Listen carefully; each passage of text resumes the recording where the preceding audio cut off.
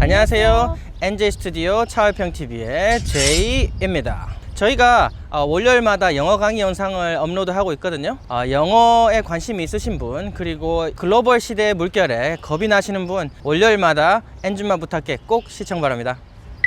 자, 여러분, 국민 SUV가 뭐죠?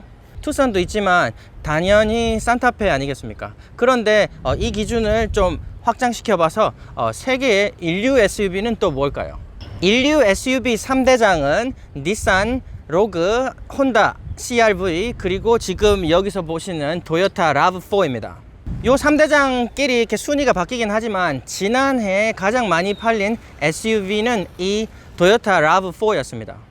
이 RAV4가 진정한 인류 SUV인 셈인 거죠. 그래서 오늘 저의 리뷰는 토요타 준준형 지구촌 SUV RAV4입니다.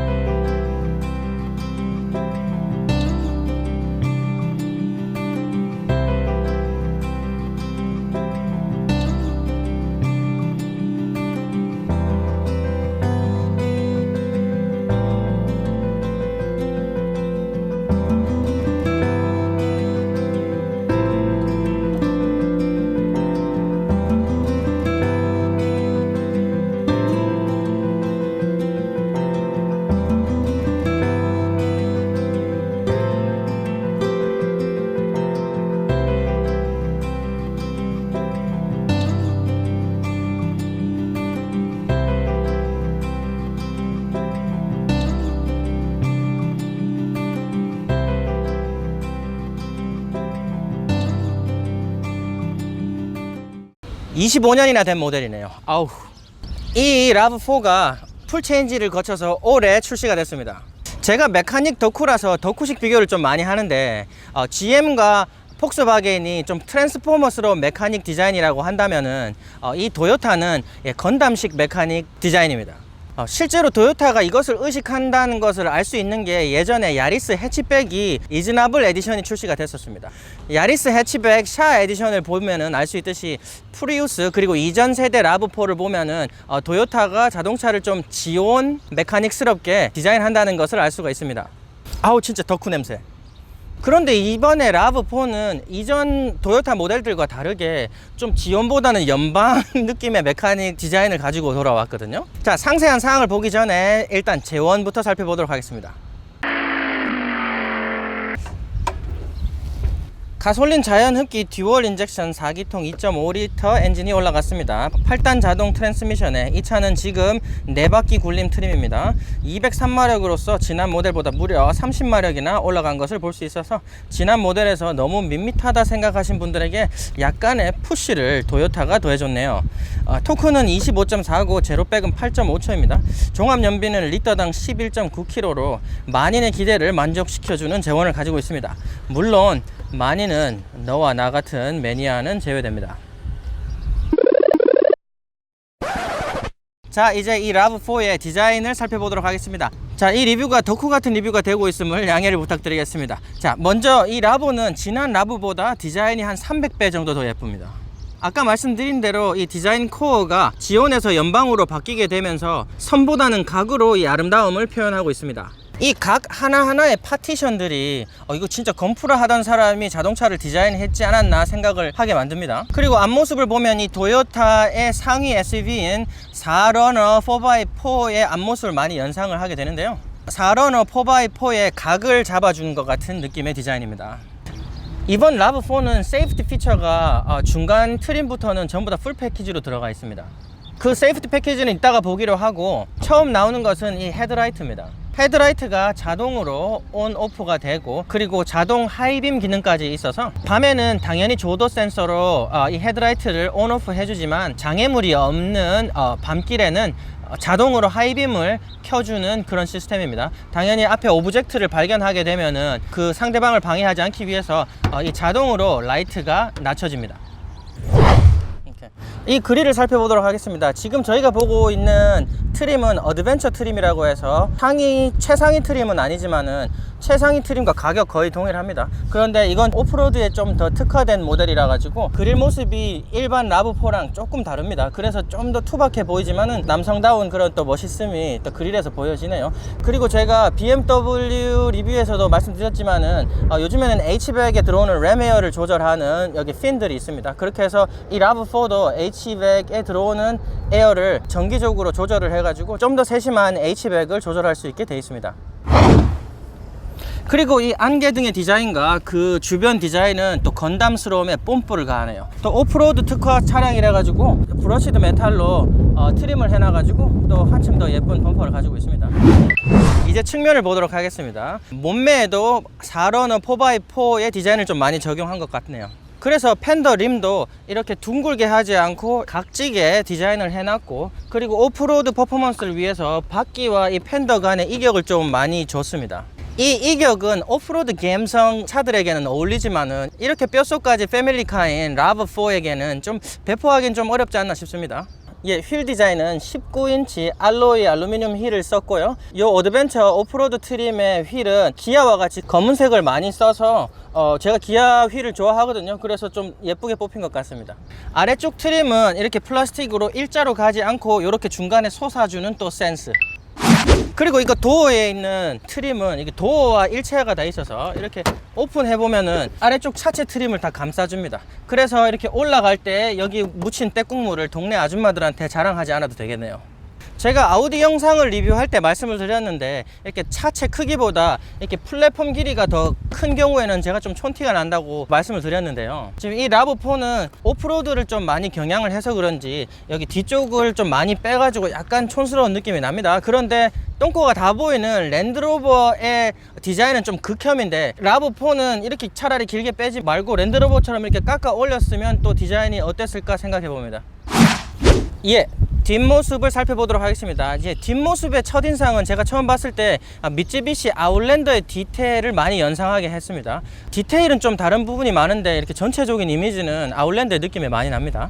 그리고 C필러에 이렇게 파티션을 나눠주는 플라스틱 부분은 스포일러 아래쪽에 있는 이렇게 지느러미 같은 부분과 같이 깔맛이 돼가지고 또 되게 예쁜 디자인을 만들고 있고요. 머플러 디자인은 상당히 잘 마감이 잘 돼 있거든요. 그래서 머플러가 앞으로 좀 튀어나왔는데, 튀어나온 게 꼴 사납지는 않지만은 이 머플러랑 범퍼랑 사이에 이격이 많이 있는 거는 이건 기술 문제인지 아니면 디자이너의 능력 문제인지 모르겠지만 차라리 커버를 뒀으면 어땠을까 또 생각해 봅니다. 그리고 이거 후미등 디자인은 이렇게 굉장히 돌출되게 해서 예쁘게 디자인이 되어 있는데, 요즘에 도로교통법이 바뀌었다고 합니다. 그래서 이렇게 움직이는 파트에 라이트에는 브레이크 등이 들어오면 안 되도록 도로교통법이 개정이 돼서 이렇게 큰 후미등이지만 실제로 불이 들어오는 부분은 여기 차체에 붙어 있는 이 부분밖에 안 돼 있습니다. 그래서 이 예쁜 디자인이 조금 아쉽네요, 불이 안 들어와서. 자, 이제 인테리어와 기능들을 설명해 드리도록 하겠습니다.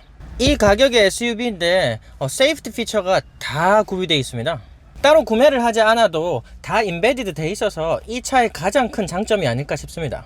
중저가의 자동차를 사면서 내가 세이프티에 대한 걱정을 하지도 않아도 된다는 거는 이 차가 가지는 메리트 중에 가장 큰 메리트가 아닐까요? 차선 유지를 위한 알람 시스템이 있으나 안전벨트에 의한 햅틱이 아닌 것은 조금 아쉽지만요. 어댑티브 크루즈 컨트롤이 있어서 운전할 때 피로감을 굉장히 줄여줄 것 같고요. 그리고 이 차가 또 굉장히 스마트한 게 도로 표지판을 또 다 읽어줍니다. 그래서 이렇게 룸미러에 있는 카메라가 표지판을 읽어서 제한 속도도 알려주고 정지 신호도 또 알려주는 아주 똑똑이입니다. 그리고 이 차는 에어백이 8개나 있으면서 사이드 콜리전을 막아주는 이렇게 프레임이 구비되어 있습니다. 제가 이 차들의 리뷰들을 보면서 댓글들을 많이 봤는데 인테리어에 굉장히 많은 분들이 불만이 있더라고요. 그런데 이 차는 어드벤처 트림으로서 이렇게 오렌지 액센트를 옵션으로 넣은 차인데 제 눈에는 정말 이쁘고, 지금 보고 있는 제 와이프가 정말 최고의 인테리어라고 합니다. 사실 좀 모던함은 좀 떨어지지만은 이 오프로드 퍼포먼스를 많이 가미한 차량이라서 약간 투박함을 유지하려고 노력했지만 이렇게 브러시드 메탈 플라스틱이 들어가고 제 눈에는 굉장히 예쁩니다. 그래서 이렇게 투박한 인테리어가 극혐까지는 아닙니다. H백에는 별도의 스크린이 있어서 제가 항상 강조하듯이 굉장히 좋은 피처이고요. 다이얼들은 H백 다이얼 그리고 스테레오 다이얼 모두 고무로 돼 있어서 안기모시. 그리고 이 차의 인테리어 중에서 최악체는 이 인포테인먼트 시스템 스크린입니다. 8인치 터치 스크린이 들어가 있고, 그리고 이렇게 양옆에 이렇게 물리 버튼을 놔줘서 스크린을 최대한 활용할 수 있게 한 거는 굉장히 좋지만, 디자인 자체는 무슨 밀레니엄 전에 도시바 TV 같은 너무 못난이 레트로입니다. 그리고 이 차에는 애플 카플레이가 있습니다. 그런데 역시 애플바 일본이 안드로이드 오토는 가감하게 빼버리는 또 똘추짓을 했네요. JBL 오디오를 또 선택을 할 수 있게 되어 있습니다. 이 차는 JBL 오디오가 있고요. 이렇게 후진 카메라는 와이드 뷰 옵션도 있어 가지고 좀 더 넓게 볼 수 있게 되어 있습니다. 그리고 물론 소나도 있고요. 콘솔에는 충전용과 엔터테인먼트용으로 다수의 USB가 있고요. 드라이브 모드 변경을 위한 버튼들이 있고, 그리고 요놈이 가진 센스 중에 하나는 요 홀드 버튼입니다. 이 뭘 홀드 하냐고요? 브레이크입니다. 사이드 브레이크가 아니고 진짜 브레이크. 그래서 신호 대기할 때 굳이 발로 밟지 않고 요것만 눌러주면 피로 걱정 끝. 운전자석 조수석에 모두 이렇게 선반이 있어서 닌텐도 스위치를 하다가 걱정 없이 쉬어갈 수도 있겠네요. 백밀러에는 이렇게 블라인드 스팟 경고등이 있고 열선이 들어가 있어서 평창 분들도 서리 긁을 필요 없겠네요. 자, 이제 클러스터의 디자인을 살펴보도록 합시다. 지금 이 클러스터는 지금 아날로그로 이렇게 양쪽이 되어 있죠. 아날로그로 되어 있지만은 중앙에 이렇게 7인치 센터 스크린이 들어가 있어서 이 7인치 센터 스크린은 굉장히 많은 정보를 표시해 주게 되어 있습니다. 이렇게 우측 하단에 보면은 뒤쪽에 안전벨트를 맸는지 안 맸는지 이렇게 빨갛게 돼 있죠. 이건 다 안 맸다는 표시인데 매면 이렇게 파란색으로 하나씩 바뀌거든요. 그래서 뒷좌석에 앉아서 안전벨트 맸다고 거짓말하는 아이들에게 정의 구현할 수 있겠네요. 그리고 지금 여기서 우측 상단에 보시면은 우리가 차선을 이탈했다는 표시가 있지 않습니까? 지금 이게 세이프티 피처에서 우리가 읽어드리는 모든 정보를 여기에 표시해 주게 되어 있습니다. 제한 속도 표지판을 읽으면은 제한 속도와 우리 속도가 얼마나 다른지도 표시를 해주고 있고, 그리고 또 이 차가 지금 오프로드에 굉장히 특화가 되어 있거든요. 콜로라도 리뷰 때 말씀드렸듯이 디퍼런셜을 락킹하는 기능이 있었거든요. 근데 여기 이 차는 오프로드를 위해서 좀 더 스마트한 기능이 들어가 있습니다. 아예 디퍼런셜을 락킹을 하는 게 아니라 트랙션이 전달되지 않는 쪽에 토크를 분배해 가지고 차 바퀴가 헛돌거나 그리고 우리가 퍼들 같은 데 빠졌을 때 빠져나오기 쉽도록 이렇게 돼 있습니다. 그래서 지금 이 센터 스크린에 보면은 우리가 토크 분배가 돼야 되는 상황이 오면은 바퀴마다 어떻게 토크가 분배가 되어 있는지 센터 스크린에서 보여주게 되어 있습니다. 저 인테리어를 조금만 더 보도록 하겠습니다. 이 차가 지금 이게 오렌지 액센트가 들어가 있는 인테리어 옵션이 들어갔는데, 저 만약에 라브4를 사실 분들이면 이 옵션 꼭 선택하십시오. 이 옵션 정말 어드벤처 모드에 정말 꽂힌 것 같습니다. 지금 여기 보면은 퀼트가 들어가 있지 않고 이렇게 열 처리만 돼 있는 이런 무늬가 있는데 그것도 굉장히 예쁘게 돼 있고, 요즘에는 많은 차들이 이렇게 사이드 서포트를 많이 주거든요. 서포트도 굉장히 편안하게 돼 있고, 그리고 여기에 들어가 있는 악센트 스티치 하나하나가 굉장히 예쁜 디자인이 아닌가 싶습니다. 그리고 차 도어도 굉장히 외장과 잘 어울리게 디자인이 되어 있습니다. 이렇게 메탈 라인하고 스티치하고 정말 잘 어울릴 뿐더러, 그리고 여기 안에 또 고무로 되어 있어 갖고 안기모띠. 뒷좌석을 살펴보도록 하겠습니다. 뒷좌석은 사실 뭐 특별한 게 없어가지고 많이 보진 않을 건데, 공간은 도요타가 참 이런 걸 잘하는 것 같습니다. 도요타가 차체보다 실내를 굉장히 넓게 만들거든요. 앞 공간도 지금 충분히 공간이 있습니다. 그런데 뒷 공간은 엄청나게 넓고, 그리고 헤드 공간도 굉장히 높아가지고 이거 뭐 농구 선수가 앉아도 충분할 것 같은 그런 공간입니다. 그리고 좀 안타까운 점은 이렇게 바닥에 보시면은 이렇게 중간에 바닥에 이렇게 많이 솟아 올라와 있습니다. 패밀리 SUV라 갖고 5인용 가족이 타기에는 뭐 패밀리 SUV도 부족하긴 하죠. 그렇다고 쳐도 이거는 뭐 중간에 사람 앉지 말라고 해놓은 것처럼 이렇게 올려놨습니다. 그건 좀 불편합니다. 아니면 뭐 굉장히 쩍벌해서 앉든지. 그리고 리어 H백은 벤트는 있지만 뒤에서 따로 컨트롤 할 수 있게 되어 있지는 않고요. 그리고 굉장히 웃긴 게 하나가 있는데, 여기 보면은 조수석 뒤에는 파우치가 있습니다. 파우치가 있어서 이렇게 폰을 넣을 수가 있는데 여기 운전석에는 없어요. 이 가격 주고 SUV 사면 파우치는 한 개만 준다, 이렇게 시위하는 것 같습니다. 예, 테일게이트는 이렇게 자동으로 되어 있고요. 그리고 테일게이트를 이렇게 높이를 조절해주는 기능이 있습니다. 그리고 옵션에 추가하면은 이렇게 아래쪽에 센서를 자극해서 이렇게 테일게이트를 또 올려줄 수 있게 되어 있고요. 트렁크 적재함은 굉장히 넓습니다. 여기 뒤에 저희 캐리어 큰 거 있지 않습니까? 큰 게, 이 깊이가 굉장히 깊어가지고 큰 캐리어 2개가 들어가고 그리고 작은 캐리어 2개가 더 들어가도 공간이 남는 것을 볼 수가 있습니다. 여기 안쪽에 보면은 컨센트가 있습니다. 컨센트가 있어가지고 우리가 아예 여기는 120V죠. 근데 220V를 꽂아서 쓸 수 있게 돼 있고 그리고 12V 포트도 있거든요. 우리가 요즘에 SUV를 가지고 캠핑을 많이 가지 않습니까? 캠핑에 이렇게 뒤에 테일게이트 열어놓고 캠핑을 하시는 분들이 있어요. 여기 전기를 끌어 쓰려고. 그런데 또 캠핑을 하는데 테일게이트를 열어놓고 테일게이트 안에 이렇게 트렁크 라이트가 켜져 있으면 또 캠핑 감성을 또 방해하지 않습니까? 그래서 그것까지 우리 도요타가 고려를 해가지고 여기 보면은 트렁크 안에 불을 껐다 켰다가 조절할 수 있는 이런 또 센스까지 도요타가 신경 써줬습니다. 그리고 이렇게 트렁크 바닥에 보면은 여기 아래 더 공간이 있습니다. 아래 더 공간이 있는데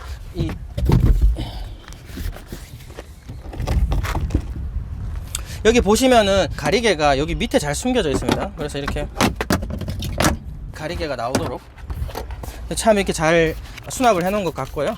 그리고 이 차가 가지고 있는 특징은 이렇게 플로어를 뒤집어서 이렇게 올릴 수 있습니다. 뒤집어서 올리면은 여기 패브릭으로 되어 있지가 않아 가지고 아들내미 김장을 갖다 주러 가시는 분들이 김치 국물 흐릴 걱정 안 하셔도 되는 그런 특징을 가지고 있습니다. 그리고 좀 아쉬운 점은 요 뒷좌석을 눕혀가지고 저희가 이렇게 적재 공간을 넓힐 수가 있거든요. 굉장히 넓어지죠. 뒷좌석 어깨 측을 당겨가지고 밀었는데 사실 이게 공간이 많이 커가지고 굉장히 멉니다. 그래서 꼭 앞으로 가가지고 좌석을 내려야 된다거나 아니면 여기서 굉장히 이렇게 뻗쳐가지고 해야 되거든요. 근데 여기에 블레이저처럼 원터치 이렇게 레버 같은 게 있었으면 얼마나 좋았겠나 싶습니다. 그리고 이 차의 특징은 이렇게 버튼을 눌러가지고 테일게이트를 낮출 수가 있는데 근데 또 우리 무식한 친구들 있지 않습니까? 무식한 친구들이 그 버튼을 못 보고 이 손잡이를 잡고 내리려고 하는 경우가 있어요. 그런 거를 또 도요타가 또 생각을 해가지고 바보 같은 친구들이 있을 걸 예상을 해가지고 여기 보면은 손잡이가 있는데 손잡이를 잡고 당기면은 이렇게 버튼을 누린 것처럼 자동으로 내려올 수 있게 되어 있습니다. 자, 그리고 제가 성격이 굉장히 급하지 않습니까? 성격이 급한데 이것도 라브4가 제 허파를 뒤집어 놓는 게 이 지금 테일게이트 내려오는 속도를 보셨나요? 아까 전에? 지금 보시면은 이 집 진짜 세워라 내워라 세워라 내워라 이거 뭐 테일게이트 내리다가 암 걸리겠어요. 그런데 요즘에 많은 차들이 이 속도를 조절할 수 있게 돼 있고 요즘에 기아 차들만 봐도 테일게이트 속도를 조절할 수 있게 돼 있어 가지고 또 많은 배려를 해줬는데 라브4는 정말 스님들만 타는 차가 될 것 같네요. 예, 초간단 시승을 해보도록 하겠습니다. 이게 4기통 2.5L 엔진이라서 이제까지 제가 몰아봤던 차들보다는 약간 러프한 느낌이 있거든요. 약간 좀 거칠은 느낌이 있긴 한데 요 이전 모델을 몰아봤었거든요.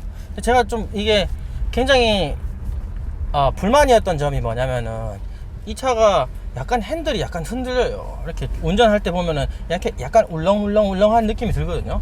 근데 요거 신형은 제가 지금 몰아보고 있는데 핸들의 울렁거림이 좀 많이 덜한 것 같습니다. 시야도 지금 A필러를 보면은 측면에서 보면 좀 굵은데 운전하고 있는 사람 입장에서 보면 A필러가 굉장히 얇게 디자인이 되어 있어요. 그래서 시야도 상당히 넓고요. 저희 리뷰는 여기까지입니다. 자, 저희 리뷰 잘 보셨나요? 이 라브4는 모든 트림에서 산타페보다 300만원 가량 더 비쌉니다.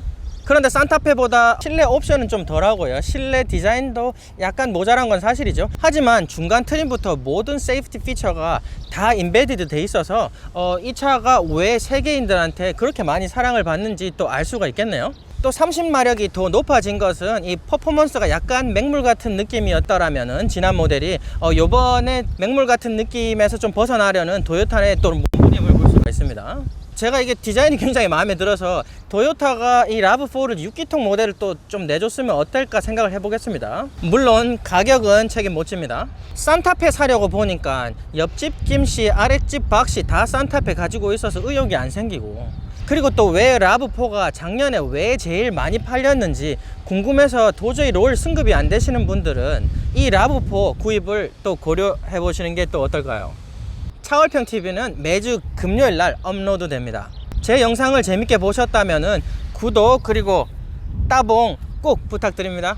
구독, 따봉은 제가 리뷰를 촬영하는데 큰 힘이 됩니다. 그리고 댓글은 사랑입니다. 시청해 주셔서 정말 감사합니다. 바이바이.